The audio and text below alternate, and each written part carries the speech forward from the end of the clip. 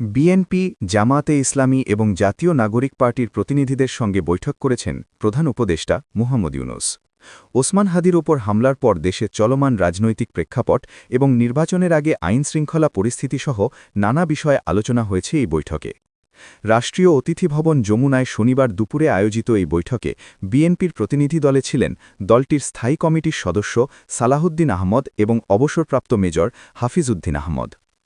জামায়াতে ইসলামীর secretary general মিয়া গোলাম পারোয়ার ও সহকারী secretary general Ehsanul মাহবুব জুবায়ের, এনসিপির আহ্বায়ক নাহিদ ইসলাম এবং মুখ্য সংগঠক দক্ষিণাঞ্চল হাসনাত আবদুল্লাও বৈঠকে অংশ নেন। ইনকিলাব মঞ্চের সদস্য সচিব আবদুল্লাহ আল জাবের এবং আইন উপদেষ্টা আসিফ নজরুলও বৈঠকে ছিলেন। বৈঠক থেকে ওসমান হাদির ওপর হামলাকারীদের দ্রুত গ্রেফতারের দাবি জানিয়েছে দলগুলো। এছাড়া রাজনৈতিক দলগুলোর মধ্যে রাজনৈতিক ঐক্য ধরে রাখার কথাও বলেছেন তারা। রাজনৈতিক কথার লড়াই আওয়ামী লীগকে যেন সুযোগ করে না দেয়, এই বিষয়ে একমত হয়েছে দলগুলো। ইনকিলাব মঞ্চের মুখপাত্র ও ঢাকা ৮ আসনের সম্ভাব্য স্বতন্ত্র প্রার্থী শরীফ ওসমান হাদির ওপর হামলাকে জুলাই অভ্যুত্থান নস্যাৎ করার ষড়যন্ত্রের অংশ উল্লেখ করে রাজনৈতিক দলের নেতাদের ঐক্যবদ্ধ থাকার আহ্বান জানিয়েছে প্রধান উপদেষ্টা অধ্যাপক মুহাম্মদ ইউনূস। প্রসঙ্গত, শুক্রবার দুপুরে গুলিবিদ্ধ ওসমান হাদিকে বর্তমানে ঢাকার এভারকেয়ার হাসপাতালে চিকিৎসা দেওয়া হচ্ছে। তিনি শঙ্কামুক্ত নন বলে সর্বশেষ শুক্রবার রাতে জানিয়েছেন চিকিৎসকরা। এদিকে মি হাদির ওপর গুলি চালানো ব্যক্তিকে ধরিয়ে দিতে ৫০ লাখ টাকা পুরস্কার ঘোষণা করেছেন স্বরাষ্ট্র উপদেষ্টা জাহাঙ্গীর আলম চৌধুরী। প্রধান উপদেষ্টার সঙ্গে বৈঠক শেষে রাজনৈতিক দলের নেতারা গণমাধ্যমকে জানান, দেশের ক্রিয়াশীল রাজনৈতিক দলগুলো যেন ঐক্যবদ্ধ থাকে, সেই বার্তাই তাদের দিয়েছেন মুহাম্মদ ইউনূস। বৈঠক শেষে বিএনপির স্থায়ী কমিটির সদস্য সালাহুদ্দিন আহমদ গণমাধ্যমকে জানান, ফ্যাসিবাদ বিরোধী রাজনৈতিক দলগুলোর মধ্যে ঐক্য ধরে রাখার আহ্বান জানাতেই এই বৈঠক ডেকেছিলেন প্রধান উপদেষ্টা।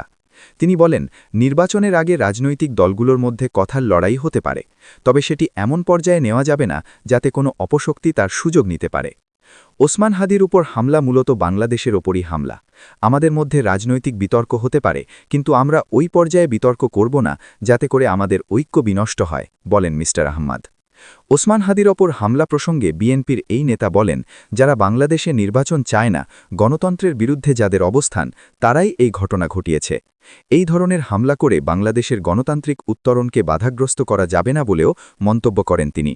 মি আহমদ বলেন, এই শক্তি দেশের ভেতরেও সক্রিয়, দেশের বাইরেও সক্রিয়। একটা বিচ্ছিন্ন ঘটনা ঘটিয়ে পতিত ফ্যাসিবাদ যদি মনে করে দেশের নির্বাচন রুখে দিতে পারবে, এটি তাদের ভুল ধারণা। এছাড়া আগামী ২৫শে ডিসেম্বর বিএনপির ভারপ্রাপ্ত চেয়ারম্যান তারেক রহমানের দেশে ফেরার প্রসঙ্গে কথা বলেন তিনি। তারেক রহমানের নিরাপত্তা দলের কাছে সর্বোচ্চ অগ্রাধিকার। তার নিরাপত্তা যেন নিশ্চিত করা হয়, অন্তর্বর্তী সরকারের প্রধানের কাছে সেই আহ্বানও জানিয়েছে বিএনপি। প্রধান উপদেষ্টার সঙ্গে বৈঠক শেষে রাজনৈতিক দলের নেতারা গণমাধ্যমকে জানান, দেশের ক্রিয়াশীল রাজনৈতিক দলগুলো যেন ঐক্যবদ্ধ থাকে, সেই বার্তাই তাদের দিয়েছেন মুহাম্মদ ইউনূস। বৈঠক শেষে বিএনপির স্থায়ী কমিটির সদস্য সালাহুদ্দিন আহমদ গণমাধ্যমকে জানান, ফ্যাসিবাদ বিরোধী রাজনৈতিক দলগুলোর মধ্যে ঐক্য ধরে রাখার আহ্বান জানাতেই এই বৈঠক ডেকেছিলেন প্রধান উপদেষ্টা। তিনি বলেন, নির্বাচনের আগে রাজনৈতিক দলগুলোর মধ্যে কথার লড়াই হতে পারে, তবে সেটি এমন পর্যায়ে নেওয়া যাবে না যাতে কোনো অপশক্তি তার সুযোগ নিতে পারে। ওসমান হাদির ওপর হামলা মূলত বাংলাদেশের ওপরই হামলা। আমাদের মধ্যে রাজনৈতিক বিতর্ক হতে পারে, কিন্তু আমরা ওই পর্যায়ে বিতর্ক করব না যাতে করে আমাদের ঐক্য বিনষ্ট হয়, বলেন মি আহমদ। ওসমান হাদির ওপর হামলা প্রসঙ্গে বিএনপির এই নেতা বলেন, যারা বাংলাদেশে নির্বাচন চায় না, গণতন্ত্রের বিরুদ্ধে যাদের অবস্থান, তারাই এই ঘটনা ঘটিয়েছে। এই ধরনের হামলা করে বাংলাদেশের গণতান্ত্রিক উত্তরণকে বাধাগ্রস্ত করা যাবে না বলেও মন্তব্য করেন তিনি। মি আহমদ বলেন, এই শক্তি দেশের ভেতরেও সক্রিয়, দেশের বাইরেও সক্রিয়। একটা বিচ্ছিন্ন ঘটনা ঘটিয়ে পতিত ফ্যাসিবাদ যদি মনে করে দেশের নির্বাচন রুখে দিতে পারবে, এটি তাদের ভুল ধারণা। এছাড়া আগামী ২৫শে ডিসেম্বর বিএনপির ভারপ্রাপ্ত চেয়ারম্যান তারেক রহমানের দেশে ফেরার প্রসঙ্গে কথা বলেন তিনি। তারেক রহমানের নিরাপত্তা দলের কাছে সর্বোচ্চ অগ্রাধিকার। তার নিরাপত্তা যেন নিশ্চিত করা হয়, অন্তর্বর্তী সরকারের প্রধানের কাছে সেই আহ্বানও জানিয়েছে বিএনপি। প্রধান উপদেষ্টার সঙ্গে বৈঠক শেষে রাজনৈতিক দলের নেতারা গণমাধ্যমকে জানান, দেশের ক্রিয়াশীল রাজনৈতিক দলগুলো যেন ঐক্যবদ্ধ থাকে, সেই বার্তাই তাদের দিয়েছেন মুহাম্মদ ইউনূস।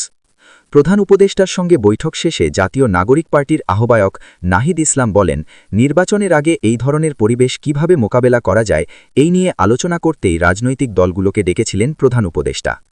এই ঘটনা শুধুমাত্র একজন ব্যক্তি বা একজন প্রার্থীর সঙ্গে ঘটে যাওয়া ঘটনাই না, এটা আওয়ামী লীগ নির্বাচনকে ঘিরে যে ষড়যন্ত্রের ছক আঁকছে সেটার একটা শুরু বলা যেতে পারে, বলেন তিনি। এছাড়া জুলাই নিয়ে প্রশ্ন তুলে আওয়ামী লীগকে রাজনীতির মাঠে পুনর্বাসিত করার প্রস্তুতি চলছে বলেও দাবি করেন মি. ইসলাম। জয় বাংলা স্লোগান হচ্ছে, মিডিয়ায় আসছে আওয়ামীপন্থী বুদ্ধিজীবীরা, ভোটের মাঠে জাতীয় পার্টিকে প্রস্তুত করা হচ্ছে, এগুলো পরিকল্পিত আয়োজন, বলেন তিনি। নাহিদ ইসলাম দাবি করেন, ভারতের প্রশ্রয় ছাড়া আওয়ামী লীগ এই পরিকল্পনা করতে পারত না, ভারত সরকারকেও এর জন্য কঠোরভাবে বলতে হবে। এছাড়া ভোটের মাঠে রাজনৈতিক দলগুলোর মধ্যে আওয়ামী লীগের ভোট নিজেদের পক্ষে আনার একটি প্রতিযোগিতা চলছে বলেও মন্তব্য করেন মি. ইসলাম। তিনি বলেন, এই নিয়ে সতর্ক না হলে ওসমান হাদির সঙ্গে যা ঘটেছে সেটির পুনরাবৃত্তি হতে পারে। ওসমান হাদির এই ঘটনায় তার পরিবারের ডাকে আওয়ামী লীগের বিরুদ্ধে সর্বদলীয় কর্মসূচি পালন করা হবে বলেও জানান মি. ইসলাম। বৈঠক শেষে জামায়াতে ইসলামী সেক্রেটারি জেনারেল মিয়া গোলাম পারোয়ার বলেন, ক্ষুদ্র দলীয় স্বার্থে ফ্যাসিবাদ বিরোধী রাজনৈতিক দলগুলো একে অন্যকে প্রতিপক্ষ বানিয়ে ফেলছে। নিজেদের মধ্যে বিভক্তি তৈরি হয় এমন কথা বলা থেকে বিরত থাকতে সবাইকে আহ্বান জানান মিয়া পারোয়ার। সাম্প্রতিক সময়ে আমাদের নানা বক্তব্য একে অন্যকে দোষারোপ করার প্রবণতা বাড়িয়েছে, যার ফলে আমাদের বিরোধীরা সুযোগ পেয়েছে। আমাদের পূর্বের ন্যায় ঐক্যবদ্ধ থাকতে হবে।